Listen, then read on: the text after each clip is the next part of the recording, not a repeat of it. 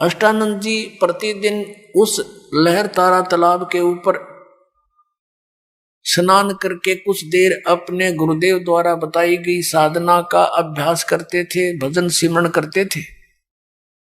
उस दिन भी वो बकत से गए हुए थे, प्रतिदिन ब्रह्म मुहूर्त में जाते थे। ब्रह्म मुहूर्त होता है सूर्य उदय होने से 1.5 घंटा पहले।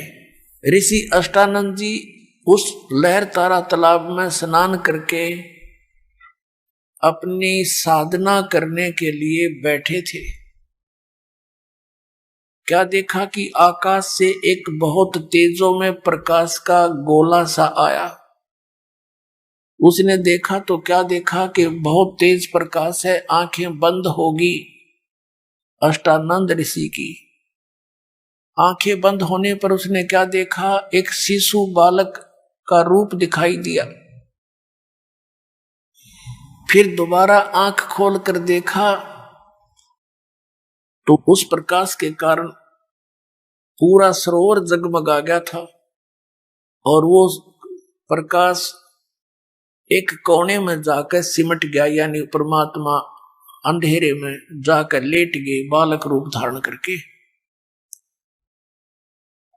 अब अष्टानंद ऋषि ने सोचा कि अपने गुरुजी से पूछूंगा, स्वामी रामानंद जी से, कि आज मैंने जो ये प्रकाश देखा और इस प्रकाश के अंदर शिशु बालक देखा, ये मेरी भक्ति की उपलब्धि है या कोई मेरा भ्रम है। अपनात्माओं, जैसे हम सूर्य की तरफ देखते हैं नंगी आंखों से तो हम सूर्य को देख नहीं पाते, आंखें तुरंत बंद हो जाती हैं। आंखें जब हम बंद करते हैं तो सूर्य का प्रकाश रहित आकार वो गोला दिखाई देता है। ऐसे ही जब अष्टानंद जी की आंखें बंद हुई, परमात्मा के उस तेज को सहन नहीं कर सका, तो आंखें जब बंद हुई तो उस प्रकाश रहित जो आकार देखा वो शिशु बालक का रूप था। अब अष्टानंद जी ने जाकर आदरणीय स्वामी रामानंद जी अपने गुरुदेव जी से कहा, सब प्रसंग बताया और कहा कि हे गुरुदेव, आज मैंने ऐसे ऐसे साधना काल में आकाश से एक प्रकाश आता हुआ दिखाई दिया। जब मेरी आंखों से सहन नहीं हुआ तो आंखें बंद हुई तो भगवान आंखों में अंदर एक शिशु का रूप दिखाई दिया। कुछ देर के बाद मैंने क्या देखा कि लहर तारा तालाब के एक कोने में वो दोबारा मुझे दिखाई कुछ नहीं दिया, अंधेरा था भगवान। तो आपसे जानना चाहता हूं ये क्या था मालिक। स्वामी जी ने कहा, बेटा, जब ऊपर से अवतार लोग आते हैं ऐसे तारे से टूटा करते हैं और वो यहां आकर किसी मां के गर्भ में आएगा, कोई ऊपर से अवतार यानी कोई गण आए हैं और वो अपना कोई लीला करने आए हैं यहां पर। अब जैसा भी उसने ज्ञान था, स्वामी रामानंद जी ने अपने शिष्य की शंका का समाधान कर दिया और गुरु जी जो शंका का समाधान करते हैं शिष्य को शिरोधार्य होता है। वो तो बात वहां फिनिश होगी, समाप्त हुई। उधर से आपको बताते हैं कि ये डीरू निमा कौन थे जो जुलाहे थे। सतयुग के अंदर परमात्मा सतसुकृत नाम से आए थे, त्रेता में मुनिंदर नाम से आए थे, द्वापर में करुणा में नाम से आए थे। इसी प्रकार लीला करते हैं जो उनके गुणों में लिखी हुई है। द्वापर में जब परमात्मा आए थे तो करुणा में नाम से जब आए थे, सुदर्शन नाम के एक बाल्मीक उनका शिष्य हुआ था और सुदर्शन बाल्मीक ने पांडवों की यज्ञ संपूर्ण की थी, जो श्री कृष्ण जी से नहीं हुई और ब्रह्मा विष्णु महेश से हुई नहीं, और 33 करोड़ देवता 88,000 ऋषि 12 करोड़ ब्राह्मणों से भी जो काम नहीं बना था, इस परमात्मा के भक्त सुदर्शन ने वो यज्ञ सफल करी थी। सुदर्शन जी के माता पिता ने परमात्मा कबीर जी यानी करुणामय जी के ज्ञान को स्वीकार नहीं किया था और वो मृत्यु को प्राप्त हो गए थे। अब सुदर्शन जी का एक ही प्रार्थना थी कि हे भगवान, मेरे माता पिता बहुत अच्छी आत्मा के थे, उन्होंने आपके ज्ञान को ग्रहण नहीं किया, उनका दुर्भाग्य था। भगवान ना जाने कहाँ भटक रहे होंगे, किसी योनि में कष्ट पा रहे होंगे। प्रभु दास की अर्ज है, मेरे माता पिता को शरण में लेकर पार करियो मेरे दाता। अब तो सब कुछ कर सकते हो, किसी भी युग में दया करियो। तब परमात्मा ने देखा था, मुश्किल से एक भगत को तैयार किया, ये भी माता पिता के झंझट में फंस गया। तो परमात्मा ने कहा था, बेटा तू निश्चिंत हो जा और तेरे माता पिता को पार करूंगा, मैं कुछ भी कारण बनाऊं। तो इस कारण से परमेश्वर कबीर जी ने प्रॉमिस कर लिया कि मैं तेरे माता पिता को पार कर दूंगा, चिंता ना कर। तो वो आसानी से सतलोक चला गया, नहीं तो वो माता पिता के प्रेम में यही फिर भटक जाता। इसलिए मालिक ने वो उससे वचन किया। उस वचन अनुसार परमात्मा उन प्यारी आत्माओं को, सुदर्शन जी के माता पिता वाली आत्माओं को मिले। ये नीरू और नीमा वही आत्मा थी। अब सत्संग का विषय अन्य रहेगा, इस करके यहाँ थोड़ा सा एक भूमिका बनानी पड़ रही है, तो और ज्यादा डिटेल फिर कभी बताएंगे। अब क्या हुआ कि ये सुदर्शन जी के माता पिता पहले तो ये वाल्मीकि थे, फिर दूसरे जन्म में ब्राह्मण हुए, तीसरे जन्म में फिर ब्राह्मण हुए, और उसके बाद का जो फिर चौथा जन्म यानी उनका तीसरा जन्म समझो, तो उस समय भी ब्राह्मण योनि में थे, ब्राह्मण वर्ण में थे। गौरी शंकर नीरू का नाम था, सरस्वती नीमा का नाम था। ब्राह्मण थे, शिव जी की भक्ति करते थे, अटूट श्रद्धा थी भगवान शिव के अंदर, सुप्रीम पावर मानकर भक्ति किया करते थे, कथा करते थे शिव पुराण की, निस्वार्थ भाव से किया करते थे। किसी से कोई दान दक्षिणा किसी बहाने वश नहीं लेते थे, सरहद का निकाल लूंगा, तुम्हारे माता पिता स्वर्ग में दुखी है, इतना दान कर दो मैं पाठ करूंगा, इस तरह नहीं करते थे। केवल परमार्थवश सत्संग रूप में कथा सुनाया करते थे। और जो भी पैसा आ जाता था दक्षिणा का, वो अपने रोजी रोटी निर्वाह के लिए रख लेते थे और शेष का भंडारा कर देते थे। इतने पाक आत्मा, नेक आत्मा थे, जिससे उनका बहुत अच्छा प्रभाव था हिंदू समाज में, और काशी के अधिकतर लोग उनको बहुत पसंद करते थे। अन्य जो स्वार्थी ब्राह्मण थे, जो केवल अपने पैसे के लिए ही दुनिया को गुमराह कर रहे थे, उनको ईर्षा होगी कि अधिक लोग उनके पास जाने लग गए, और वो बहुत ईर्षा करते थे, उनकी निंदा करते फिरते थे कि ये क्या जाने वेदों के पुराणों की कथा को, ये इसको पता ही नहीं कर्मकांड का। तो इस बात से परिचित थे मुसलमान। मुसलमानों का दाव लग गया कि हिंदू धर्म के अधिकतर जो गुरु हैं, ब्राह्मण हैं, वो इस गौरी शंकर के विरोधी हैं, और ये सबसे ज्यादा हिंदू धर्म का प्रचार कर रहा है। तो सब ने मिलकर उन मुल्ला और काजियों ने उस गौरी शंकर को अपना जूठा जल उसके पूरे घर में छिड़क दिया, झोपड़ी में उनके मुंह में डाल दिया, और बहुत से लोग एकत्रित हो गए, जनता जन, और डंडोरा पिट गया। सब ने कह दिया कि ये गौरी शंकर मुसलमान बन गया। अब वो जो ब्राह्मण दूसरे थे, नकली स्वार्थी, वो तो पहले तैयार बैठे थे, उन्हें सब जगह मुनादी करवा दी, डंडोरा पीट दिया कि वो गौरी शंकर मुसलमान बन गया है, उसका गंगा में स्नान करना बंद कर दिया है, सारा कर दिया, फेर दी चिट्ठी, और कोई भी उसके पास नहीं जाना हिंदू। अब उस गौरी शंकर और सरस्वती को मुसलमानों ने नामांतरण कर दिया। गौरी शंकर का नाम रख दिया नूर अली, और सरस्वती का नाम रख दिया नियामत। फिर इनको शॉर्टकट में कहने लगे नीरू और नीमा। अब इनके समक्ष निर्वाह की समस्या आ गई। पहले तो पूजा से जो आता था धन, उससे निर्वाह चल रहा था। अब इनके पास पैसा नहीं था, उन्होंने सोचा कोई सिंपल सा ऐसा काम करें जिसमें पैसा ना लगे। तो कपड़ा बुनने का जो वो स्ट्रक्चर तैयार किया जाता था, उसमें 5-4 डंडे से गाड़ने होते थे, बस 5-7 जगह, और उसमें बैठ के वो ऐसे तार पूर के और कपड़ा बुनते थे। जुल्हे का कार्य करने लगे। कहने का भाव ये है कि वो जुल्हे का कार्य करने से जुल्हा कहलाए,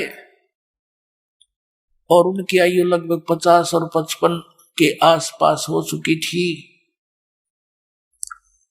60 वर्ष के आसपास हो गए थे, उनका कोई संतान नहीं थी।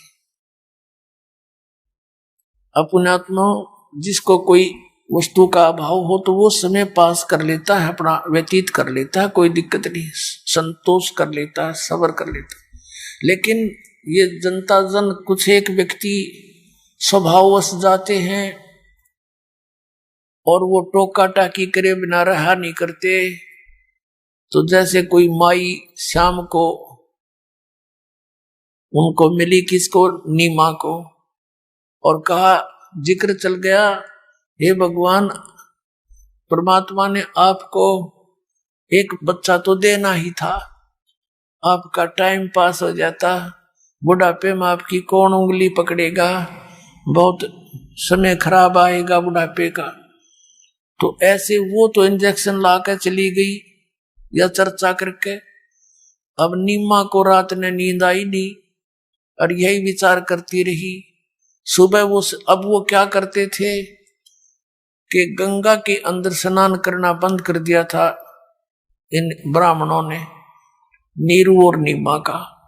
तो वो क्या करते थे, उस लहर तारा तालाब के अंदर प्रतिदिन स्नानार्थ जाया करते थे, और उस लहर तारा तालाब के अंदर गंगा दरिया का जल पटरी पर से उछलकर लहरों के द्वारा ओवरफ्लो होकर के घाटों के माध्यम से एक बहुत बड़े सरोवर का रूप धारण कर लेता था, और फिर वो सारा वर्ष उसके अंदर पानी पर्याप्त रहता था।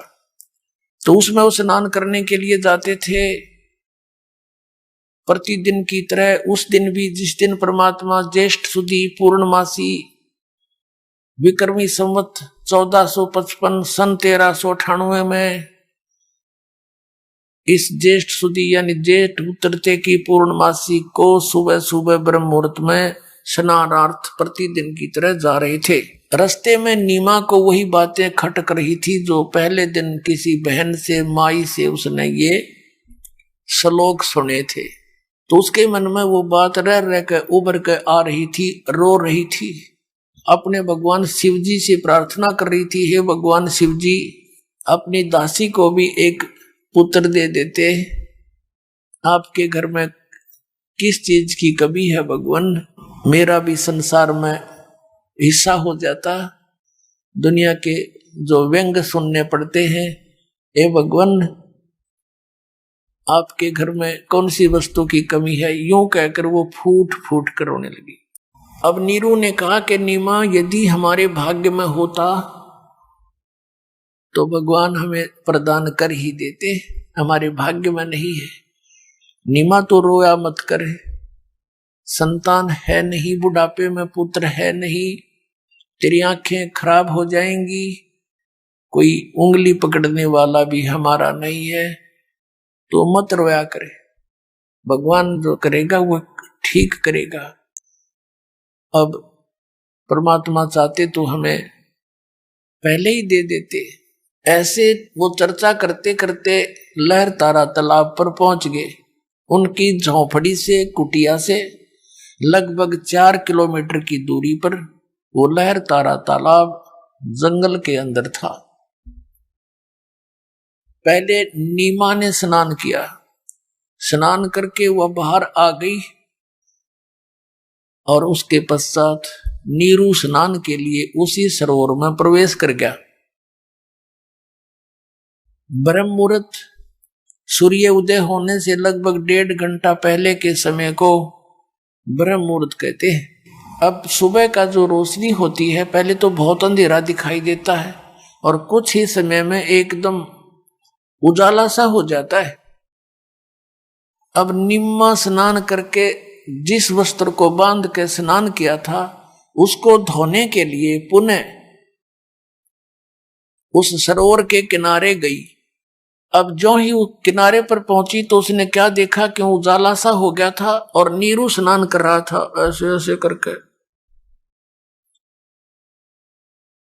अब नीमा ने क्या देखा कि एक कमल के फूल के ऊपर कोई वस्तु हिल रही है। उसने पहले तो देखा कि शायद कोई सर्प ना हो, क्योंकि परमात्मा ने एक पैर को उठा रखा था, एक पैर को अपने मुख के अंदर एक अंगूठे को चूस रहे थे। तो नीमा ने फिर ध्यान से देखा, क्या देखा कि एक बालक है कमल के फूल पर। अब उसने अपने पति को कहा कि देखना जी, कमल के फूल पर बच्चा है, बालक है, देखियो ये डूबेगा डूबेगा, जल्दी उठाओ इसको। अब नीरू स्नान कर रहा है ऐसे ऐसे, और वो कहता है नीमा तू तो मेंटल होली, इन बालक के मुंह में अब तुझे जल के अंदर भी बच्चे दिखाई देने लगे, तो पागल हो चुकी है। तब नीमा ने कहा सचमुच देखो देखो देखो, ये देखो डूबगा डूबगा। अब नीरू ने क्या देखा कि आज उसकी आवाज में एक नारी कसक थी, और जो ही जिधर वो संकेत कर रही थी उधर देखा सचमुच एक कमल के फूल पर बालक है।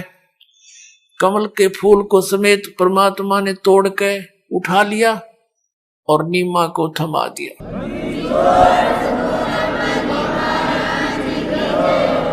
पुण्यात्माओं, ये हमारे पिता हैं, ये हमारे मालिक हैं, हमारे लिए कितने कष्ट उठा रहे हैं कबीर भगवान। लेकिन हम इतने बालक और इतने अज्ञानी बना दिए इस काल भगवान ने, हम अपने परम पिता को सामने देखकर भी पहचान नहीं पा रहे हैं। तो पुण्यात्माओं, अब पहचानेंगे हम भगवान को, देखेंगे ये सारे प्रमाणों को, हम अब भगवान अपने पिता को पहचान सकेंगे, क्योंकि हम शिक्षित हो गए। अब पुण्यात्माओं, जिस परमात्मा के लिए हम भटक रहे हैं उसके नाम लेते रोम रोम खड़े हो जाते हैं। और वो परमात्मा जिस पुण्यात्मा की गोदी में बालक के समान हो, तो उसको कैसा अनुभव हुआ होगा, कैसा सुख हुआ होगा, इसका वर्णन जीव से नहीं किया जा सकता। अब नीमा को वो बच्चा मिला, परमात्मा सीने से लगा रही है, सौ शुक्र अपने भगवान शिव के मना रही है, बालक को प्यार करती है, मुख चूम चूम के सीने से लगा रही है, और सौ शुक्र मना रही है अपने शंकर भगवान का। अपने आत्माओं, इन भगवाना के 9 नंबर बने गए। अब शिव जी का इसमें कोई रोल नहीं, स्वयं परमात्मा आए हुए, और वो 9 सोच रही मेरे शंकर भगवान ने बालक दे दिया। ये पहला शंकर भगवान 60 साल तक तेरे साथ न था, जब ना दिया तेरे तई कुछ भी, तो इतनी बुद्धि मेरा काम करती को ना। जगत का पेखना पेख्या, धनी का नाम न लेखा। जगत का पेखना पेख्या, धनी का नाम न लेखा।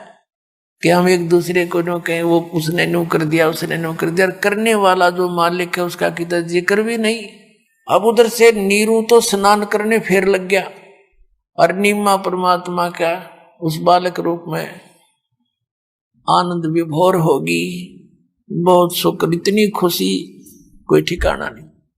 अब नीरू स्नान करके बाहर आ गया।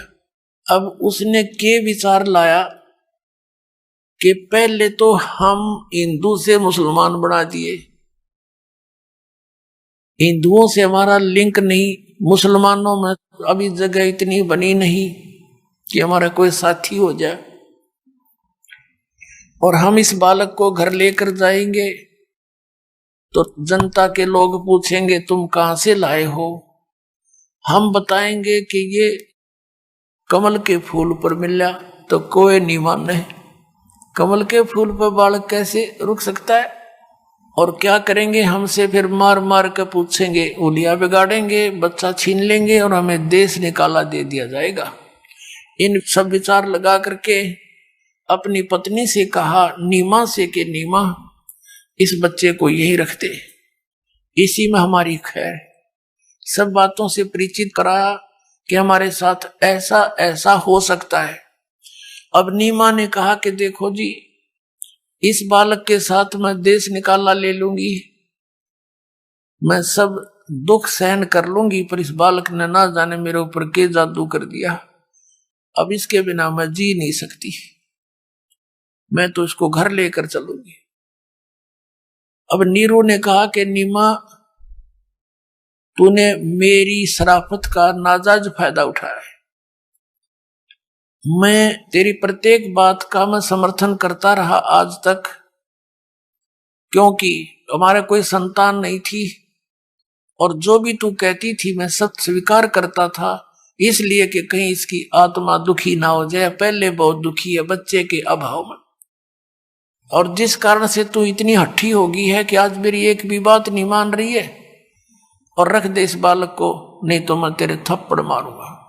ऐसा कह के ऐसा हाथ किया ही था, पहली बार अपनी पत्नी की तरफ हाथ किया था उस पुण्यात्मा ने। उसी समय वो नवजात शिशु के रूप में नीमा की गोद में परमात्मा कबीर देव जी, कबीर साहब ने कहा कि नीरू अपने घर ले चलो, तुम्हें कोई आपत्ति नहीं आवेगी, मैं तुम्हारे लिए आया हूं। अब वो घबरा गया कि नवजात बालक बोल रहे, हे भगवान, ना मेरा कोई सिद्ध पुरुष आ गया हो, कोई फरिश्ता हो, कोई भूत प्रेत हो, डर गया हो। चुप करके आगे आगे हो लिया कि इस बालक में कि मैं बोलता हो कोई ऊपरी चीज, तो चल पड़ा, घर ले आए। अब जनता के व्यक्ति ये तो पूछे कहाँ मिला, नीमा कह दे कि ऐसे ऐसे कमल के फूल पर मिला हमें,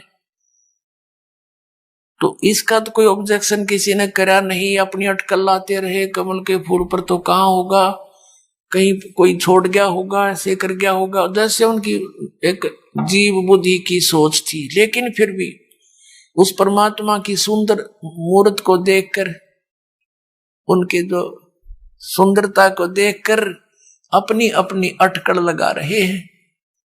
कोई कहता ये तो विष्णु जैसा दिखाई देता है, जैसे साक्षात भगवान विष्णु ही आए हो। कोई कहता है तो शंकर भगवान का रूप है, कोई कहे तो इंद्र का स्वरूप है, कोई कहे कुबेर उतर गया पृथ्वी पर। इतना सुंदर बालक कदे देखा ना सुना। अपनात्मा आपको परमात्मा कबीर जी के विषय में आदरणीय गरीबदास साहिब जी ने अपनी अमृतवाणी में कुछ बहुत ही एक आंखों देखा सत्य वर्णन किया है। थोड़ा सा यहाँ आदरणीय गरीबदास साहिब जी के विषय में आपको थोड़ा संकेत देंगे। अभी आपने पवित्र ऋग्वेद के अंदर पढ़ा कि वो परमात्मा सतलोक में रहता है, झूलोक के तीसरे पृष्ठ पर रहता है, और राजा के समान विराजमान है। वहां पर वो देखने जोगा दिखाई देता है।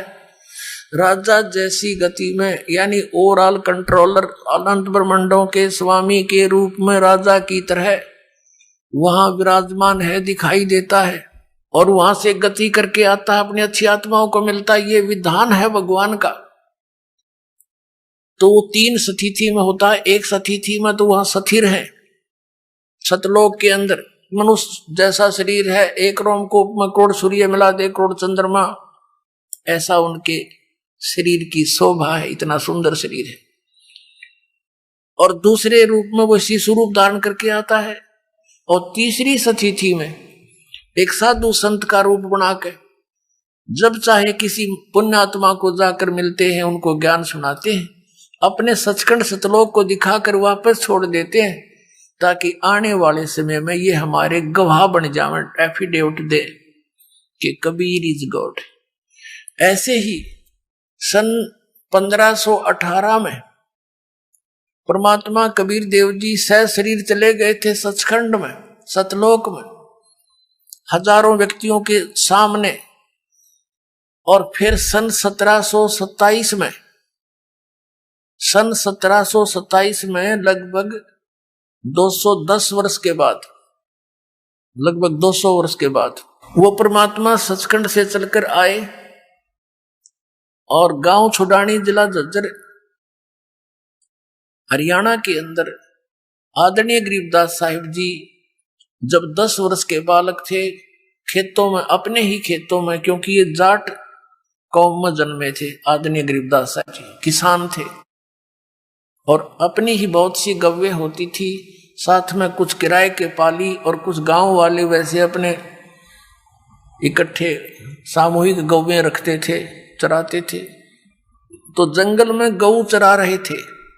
फाल्गुन सुदी द्वादशी के दिन के लगभग 10 बजे सतलोक से चलकर परमात्मा आए, एक जिंदा बाबा का रूप बनाकर, और वहां जंडी के पेड़ के नीचे सभी ग्वाले यानी पाली आहार कर रहे थे। गौवें चल रही थी, आसपास लंबे चौड़े खेत थे उनके।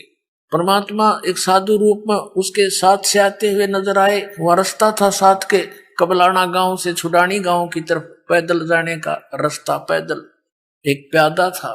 जब परमात्मा साधु रूप में उन बच्चों के पास, पालियों के पास आए जांडी के पेड़ के निकट, तो उसमें अतिथि सेवा बहुत किया करते थे। पालियों ने कहा महाराज जी राम राम। परमात्मा ने कहा भाई राम राम। महाराज जी आ जाओ, भोजन पा लो, भोजन खा लो। परमात्मा ने कहा भी भोजन तो मैं खा के आया हूं अपने गांव से। आपका गांव कहाँ है? पालियों ने पूछा। कितनी दूर है यहां से? आपके गांव का नाम क्या है? तो परमात्मा ने बताया मेरे गांव का नाम सतलोक है और यहां से वो 16 शंख कोश की दूरी पर है। बच्चा ने के मेरा शंख के है। उन पालियों ने, अनपढ़ थे, उन्होंने सोचा 16 कोस की दूरी पर होगा। कन्वेंस पहले से थे, कोई नहीं, दूर के गांव को नहीं जानते थे आपस में, तो उन्होंने ऐसे सोचा होगा कोई सतलोक गांव। कहा कि महाराज जी भोजन नहीं खाते तो दूध तो पीना पड़ेगा, हम अतिथि को ऐसे जाने नहीं देते। परमात्मा ने कहा भाई मैं कवारी गाय का दूध पीता हूं और दूध पिलाना है तो पिला दो, बैठ गए। तो वो पाली कहने लगे बाबा जी तेरा दूध पीने की नीत को नहीं, तेरी मजाक करते हो आप, कंवारी गाय का भी दूध देती है। परमात्मा ने कहा भाई देख लो दूध पिलाना है तो पी लूंगा, पर पिया करूं कंवारी गाय का। अब गरीबदास जी 10 वर्ष के बालक थे, उठ कर गए। उनकी एक प्रिय बछिया थी कंवारी गाय, जाके संग बैल नहीं लागा यानी कंवारी। उस बछिया को गले से पकड़कर रस्सी ले आए और कहा महाराज जी देखियो इसके बच्चा तो है नहीं, दूध कैसे देगी ये? परमेश्वर कबीर देव जी ने कहा कि तुम्हारे पास कोई पात्र है, छोटा सा पात्र हो जिसमें दूध निकालेंगे। उन्होंने बताया जी एक छोटा सा बर्तन है मिट्टी का, छोटा मटका, जिसमें 5-7 किलो दूध आ जाता है। कोई तरल पदार्थ पानी वगैरह आता था, वो लस्सी लाते थे उसमें। वो साफ करके इधर रखा था, साफ कर लिया जैसे भी। तो कहा कि इस बर्तन को इसके सतन के नीचे लेकर बैठो। गरीबदास जी बैठ गए पकड़ के। 10 वर्ष के बालक परमात्मा कबीर देव जी ने जिंदा महात्मा के रूप में खड़े थे। उस बछिया की कमर पे आशीर्वाद भरा हाथ यानी थपकी मार दी, ऐसे लंबे लंबे सतन हो गए और दूध की धार चल पड़ी।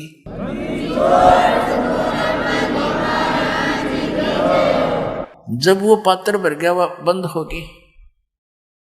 गरीबदास जी ने कहा महाराज आपने तो कमाल कर दिया, लो दूध पी लो। अब परमात्मा ने आधा दूध पी लिया, आधा छोड़ दिया और कहा ले भाई बच्चों ले लो ये प्रसाद, तुम भी बांट लो।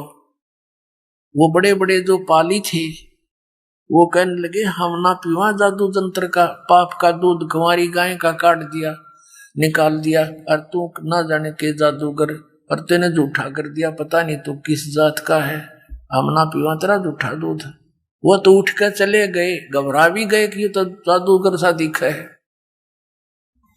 वो तो दूर चले गए और रह गए अकेली प्यारी आत्मा उनकी गरीबदास साहिब जी। तब उनके परमात्मा और उस प्यारी आत्मा की काफी गोष्ठी हुई। तब गरीबदास जी ने कहा भगवान सचमुच ब्रह्मा विष्णु महेश इन देवताओं से ऊपर भी कोई भगवान है? कहा कोई ऐसा स्थान भी है जहां कभी जन्मते मरते नहीं, जैसा आपने बताया, कृपा मुझे एक बार वो दिखा दो। दाता ने तो दिखाना ही था, उसको गवाह बनाना था। उस आत्मा को लेकर के ऊपर गए। ब्रह्मा विष्णु महेश जी की राजधानियां दिखाई, ऊपर लोक दिखाए, उन लोकों में स्वर्ग दिखाया। स्वर्ग में रहने वाले व्यक्तियों से बात कराई, तू कितने दिन रहेगा स्वर्ग में? वो कहते हैं जी मेरा तो टाइम आ लिया, मेरी तो पूंजी खत्म हो ली। परमात्मा ने पूछा कहाँ जाओगे? पता नहीं कहाँ जाएंगे। ये स्वर्ग के अंदर एक और समस्या है, 3 वर्ष पहले उनको पता लग जाता है तुम्हारी इतना समय स्वर्ग का रह गया, फिर कहाँ जाएंगे? नरक में भी जाना पड़ सकता है, गधे भी बनना पड़ सकता है। अब 3 वर्ष पहले तो उनका खाना पीना छूट लेता है उस स्वर्ग के अंदर। फिर दिखाया परमात्मा ने ऊपर ब्रह्मलोक दिखाया, वहां नकली वो बना रखे इस काल ने, नकली सतलोक, नकली अलखलोक, अगमलोक, अकलोक नकली बना रखे स्वर्गलोक ब्रह्मलोक के अंदर। फिर धर्मराज के न्यायाधीश के लोक में गए। जब धर्मराज के पास परमात्मा पहुंचे और साथ में वो गरीबदास साहिब वाली आत्मा, तो जो ही धर्मराज के दरबार में परमेश्वर ने प्रवेश किया इस 21 ब्रह्मांड के न्यायाधीश के लोक में, तो न्यायाधीश खड़ा हो गया वो और अपना आसन छोड़ दिया और कहा आओ बैठो भगवान। और परमात्मा वहां बैठे नहीं, जैसे एक उच्च अधिकारी अपने छोटे कर्मचारी पर जाकर उसको आदेश देता है और वो अपनी कुर्सी त्याग कर खड़ा हो जाता है और सलूट मारता है, जी सर, जो एक शिष्टाचार होता है। ऐसे धर्मराज खड़ा होकर करबद्ध होकर और जो भी मालिक का आदेश दे रहे थे सिरोधार्य कर रहा था। अब ये प्रसंग अलग है, यहां इसको चैप्टर को आगे नहीं बढ़ाएंगे। तो फिर सतलोक में लेकर गए। सतलोक में क्या देखा आदरणीय गरीबदास साहिब जी ने कि वहां एक बहुत बड़ा गुम्बज है, बहुत बड़ा एक स्तूप है, उसके बीच में ऊंचे सिंहासन पर परमात्मा विराजमान है और सिर पे मुकुट है, सफेद आसन है, सफेद सिंहासन है, सफेद ही परमात्मा का रूप है, शरीर है, रंग है और सफेद ही सारा लोक है। अब नीचे से जिंदा महात्मा के रूप में जो परमात्मा जा रहे थे, कबीर जी गए थे सतलोक में, वहां अपने ही दूसरे तेजों में रूप के ऊपर चंवर करने लगे, वहां से उठाकर, जैसे एक सेवक अपने गुरुदेव पर किया करता है। अब गरीबदास जी ने सोचा कि ये बाबा जी तो यहाँ का कोई नौकर नाकर होगा, सेवक, और भगवान तो यूं है जो तख्त पर बैठा। अब थोड़ी सी देर में क्या हुआ कि जो सिंहासन पर विराजमान थे भगवान, वो तेजों में शरीर वाले तो खड़े हुए और जिंदा महात्मा के रूप में जो नीचे से गए थे भगवान, वो उस और ऑल कंट्रोलर के सिंहासन पर विराजमान हो गए। और वो तेजों में शरीर वाला भगवान चंवर उठाकर उस जिंदा वाले रूप पर चंवर करे, नौकर की तरह, सेवक की तरह। अब गरीबदास जी ने सोचा भाई बाबा जी पे भगवान सेवा करे इसकी। इतने में क्या हुआ कि तेजों में शरीर जो था वो उस जिंदा वाले महात्मा के वाले शरीर में समा गया, एक हो गए दोनों। अकेले कबीर देव जी वो बाबा जी रूप में थे, जिंदा महात्मा के रूप में वो विराजमान है ओवरऑल कंट्रोलर के सिंहासन पर, यानी कुल के मालिक रूप में, और चंवर अपने आप हो रहा है, अपने आप ऐसे चल रहा है।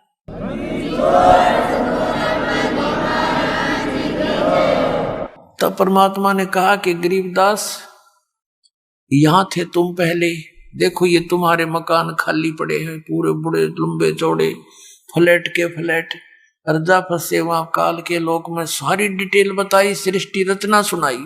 तब गरीबदास साहिब ने कहा भगवान मुझे यही रख लो भगवान, वो तो गंदा लोक है, ये भगवान कैसे जाऊं अब उस लोक में, इस लोक को देख कर वहां कैसे जाऊं भगवान, वो तो ऐसे रह रहे हैं जैसे कीड़े मकोड़े हुआ करते, यहाँ स्वर्ग तक के प्राणी भी महादुखी भगवान, मुझे यही रख लो मेरे मालिक। परमात्मा ने कहा कबीर जी ने कि नहीं बेटा, तुम यहां से जब गए भक्ति से परिपूर्ण थे, और वहां जाकर तुम्हारी बैटरी डाउन होगी सारे की। ये तो मैं अपनी शक्ति से तुझे यहां लाया हूं, अब तुम वापस जाओ। आपके भाई बहन काल के जाल में फंसे हुए हैं, उनको ये ज्ञान समझाओ जो तूने आंखों देखा, या सच्ची साच बताओ। और बेटा मैं तेरे साथ रहूंगा और तुझे सतनाम दूंगा।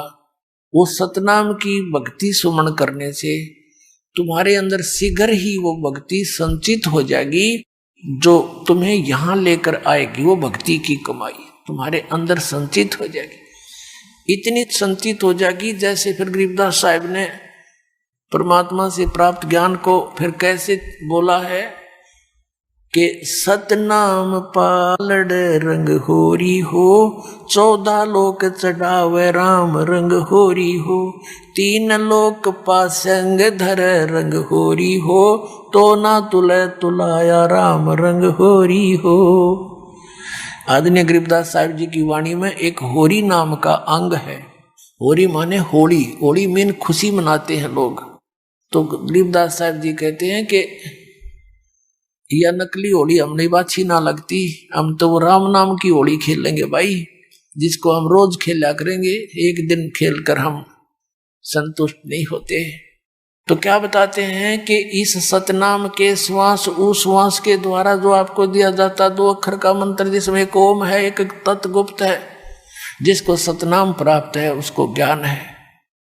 इसके एक श्वास उस श्वास का सिमरण आपको बताया जाता है विधि, जब नाम दिया जाता है तो एक श्वास का सिमरण आपकी वो कमाई डिपॉजिट होगी आपके गुड अकाउंट में, और वो इतनी वैल्यूएबल है, वो इतनी कीमती है कि यहाँ के 14 लोक, जैसे 7 नीचे के पाताल और ऊपर ये शिवलोक, विष्णु लोक, ब्रह्मा का लोक, धर्मराज का लोक, दुर्गा का लोक, ब्रह्म का लोक, और ये जो दूसरे हैं गोलोक वगैरह, इन 14 लोकों को दूसरे पलड़े में रख दे और एक पलड़े में रख दे एक श्वास उस श्वास के सतनाम की कमाई, वो वैल्यू कीमत। और 3 लोक पासंग धरे, कौन से? पृथ्वी लोक, स्वर्ग, एक कॉमन स्वर्ग लोक है, इंद्र वहां का शासक होता है, वो स्वर्ग लोक, ये पृथ्वी लोक, और नीचे का पाताल लोक। कहते इन 3 लोकों को ये तो इस सौदे में है ही नहीं। जैसे पहले एक सिंपल से तराजू होया करते थे, तखड़ी, एक डंडी बांध के उसके बीच में एक रस्सी बांध लेते, दोनों किनारों पर पलड़े लटका दिया करते थे। और कोई सौदा लेने के लिए व्यापारी आता था हमारे घरों पर, क्योंकि दास का जन्म एक जाट किसान परिवार में हुआ, तो बढ़िया लोग आते थे, गेहूं कणक जैसे बाजरा ज्वार चने गुड़ शक्कर आदि लेने के लिए। तो हमारे पिताजी कहते थे, भाई लाला जी पहले तेरी ताखड़ी चेक करा, इसमें कोई एरर तो नहीं है, इसमें पासिंग तो नहीं है।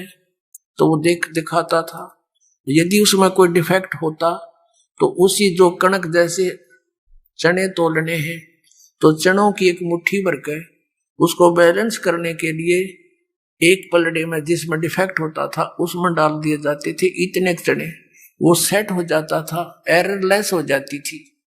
फिर जिस साइड में वो चने रखे थोड़े से, उस साइड में बट्टे रख दिए जाते थे, दूसरी तरफ से फिर पलड़े से वो सौदा तोला जाता था। यानी जो पासिंग रूप में वो चने इतने रखे, वो तो सौदे में नहीं है, वो तो वैसे एक्स्ट्रा रखे, उनका कोई अकाउंट नहीं। तो कहने का भाव ये है कि एक सतनाम के सिमरण की कीमत विधिवत मर्यादा में रहते हुए पूरे संत से प्राप्त करके कितनी कीमत हो जाती है।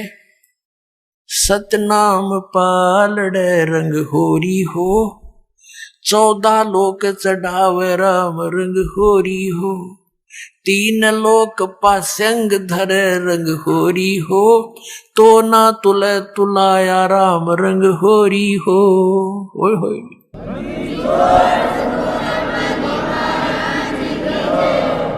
अब परमात्मा बताते हैं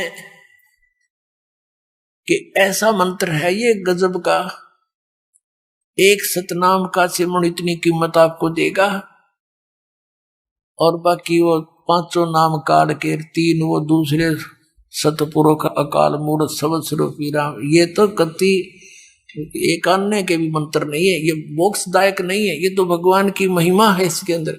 और ये पांचों नाम काल के, ओंकार अलंकार ज्योति निरंजन है तेरा गजब भैया, और सोहम और सतनाम।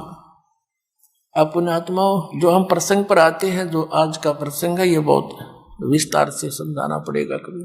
अब क्या बताया आदरणीय गरीबदास साहिब जी को परम पूज्य कबीर परमेश्वर जी ने, कि बेटा ऐसा मंत्र दे दूंगा, नेक नीति से भक्ति करना, मर्यादा में रहना, हमारी शरण में रहना, और थोड़े ही दिनों में आपका बहुत ज्यादा कीमत बन जाएगी। लेकिन एक ध्यान रखना, इस सतनाम को किसी को बताना नहीं। यदि ये काल के दूतों के हाथ लग गया तो पिछली पीढ़ी में जो हमने वायदा कर रखा है कलयुग में, काल से के सब जीवों को अपना सच्चा नाम सतनाम देकर पार करूंगा, इन काल के पंथियों का हाथ लग गया तो ये नकली पंथ इसी नाम को देते पाओगे, फिर हम भिन्नता नहीं कर पाओगे। आप स्वयं जाप करना और अपनी वाणी में लिख देना। अब गरीबदास जी उधर से क्या देखा कि कुछ देर के बाद उन पालियों ने घंटे 2 घंटे के बाद संभाला कि वो बच्चा कहाँ है, देखा वो तो बैठे हैं, हाथ लाकर देखा वो लुढ़क गया, उसमें आत्मा थी ही नहीं। गांव में पता चला। अब कहने का भाव ये है कि उनको चिता पे रख दिया, अंतिम संस्कार की तैयारी कर दी। शाम के समय 8-9 घंटे बीत गए, इतने गांव के नगर के लोग इकट्ठे हुए, लकड़ी लुकड़ी ले गए। तब परमात्मा ने गरीबदास जी की आत्मा को वापस भेज दिया, उस प्यारी आत्मा को शरीर में। चिता से उठकर चल पड़े और आंखों देखा हाल भगवान का वर्णन करने लगे। तो उस परमेश्वर के विषय में जो आंखों देखा हाल था, आदरणीय गरीबदास साहिब जी ने किस प्रकार परमात्मा की महिमा को बताया है, वो आपके सामने अब सुनाते हैं। अपने आत्माओं, जैसे तुलसीदास जी ने रामायण चौपाइयों के माध्यम से बोली है, लाखों वर्ष पहले की बीती हुई घटनाएं श्री रामचंद्र की जी के समय में, और आज वो सबको मान्य है। इसी प्रकार आदरणीय गरीबदास साहिब जी ने, उनकी जैसे तुलसीदास जी की दिव्य दृष्टि खुल गई थी, ज्ञान योग खुल गया था, इसी प्रकार गरीबदास जी का ज्ञान योग समर्थ शक्ति ने खोल दिया, उसके अंदर अपना ज्ञान फीड कर दिया, सच्चाई। अपने आत्माओं, जैसे दूरदर्शी होती है दूरबीन, माइक्रोस्कोप बोलते हैं, तो उसकी रेंज होती है, कोई तो 1-2 किलोमीटर तक देख सकती है, और एक देख ले मनमाना आकाश के बहुत लंबे दूर तक के इन ब्रह्मांडों को, तो उनकी रेंज में अंतर होता। तो गरीबदास जी की जो दिव्य दृष्टि थी वो श्री तुलसीदास जी से कहीं अधिक शक्तिशाली थी। अब जिस प्रकार तुलसीदास जी की कृत रामायण को हम सत्य मानते थे, ऐसे ही गरीबदास कृत परमात्मा की महिमा को हमने सत्य मानना। देखना, आप सुनाते हैं आपको। 84 बंधन कटे कीनी कल्प कबीरी, 52 चतुर्दश लोक सब है टूटे जम जंजीर, अनंत कोट ब्रह्मांड में बंदी छोड़ कहाए, सो तो एक कबीर है जो जननी जने नमाए। परमात्मा, सब कंसेप्ट क्लियर हो जाएंगे इस परमात्मा की वाणी तय।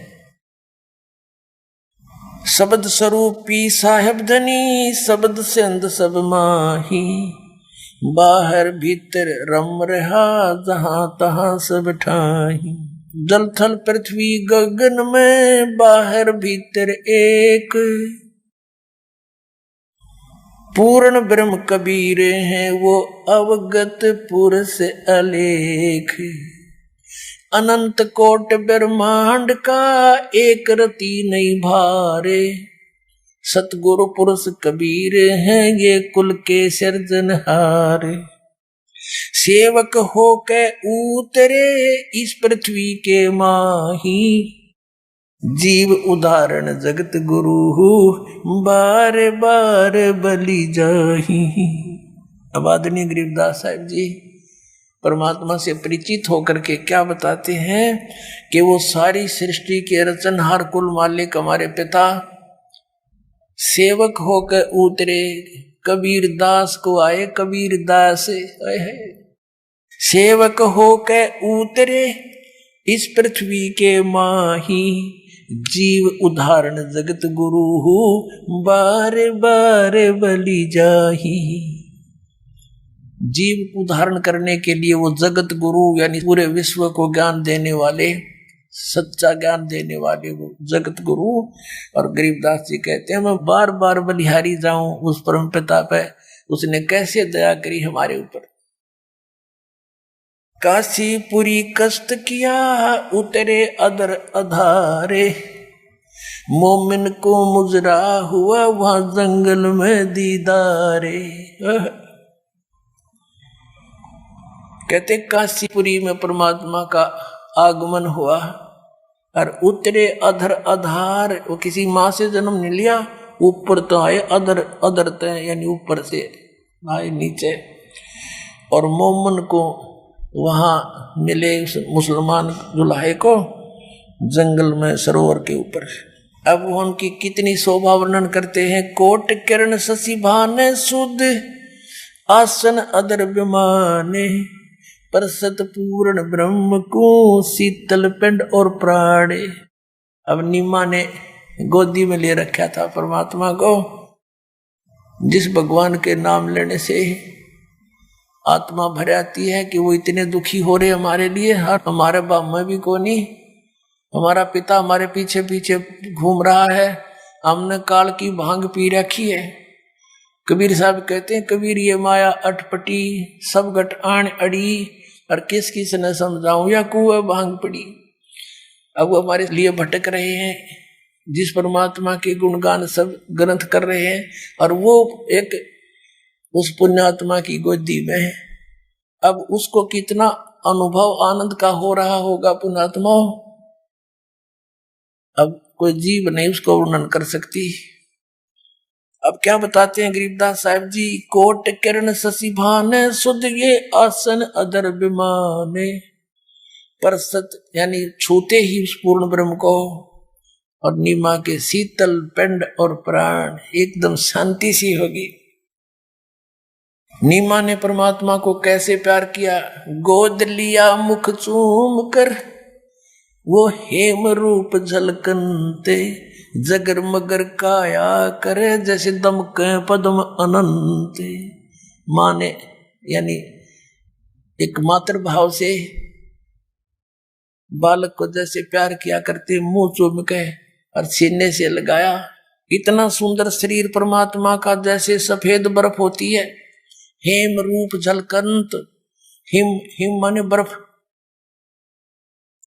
सफेदी जो बर्फ की है वो सबसे अधिक मानी गई है। तो कहते हैं वो स्नो व्हाइट कलर था मालिक का, इतनी सुंदर सफेद शरीर था।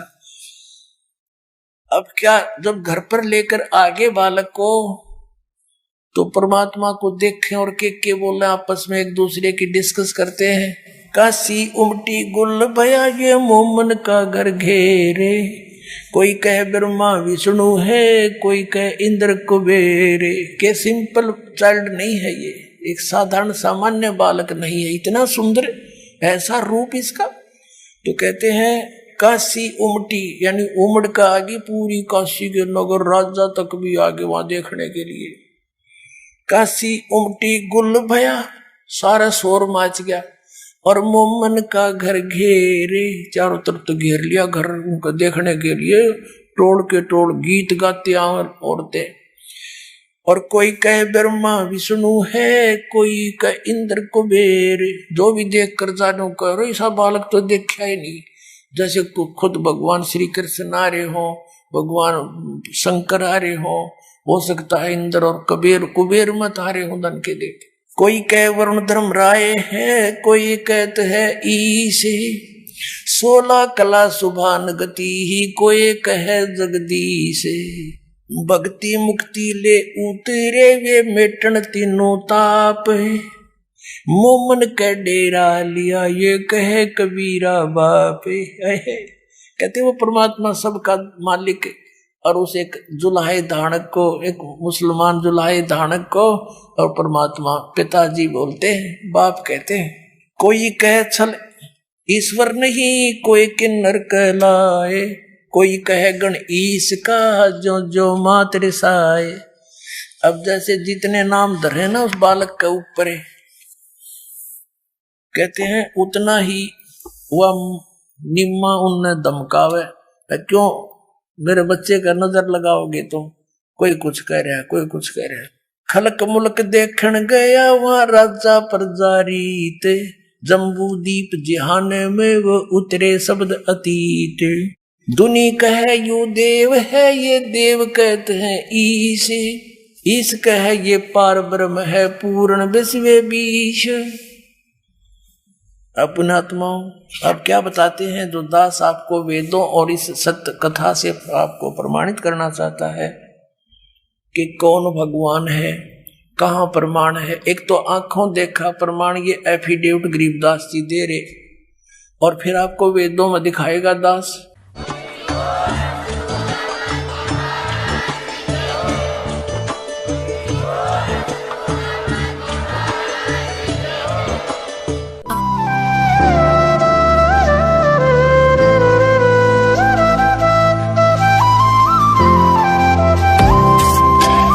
सत सही।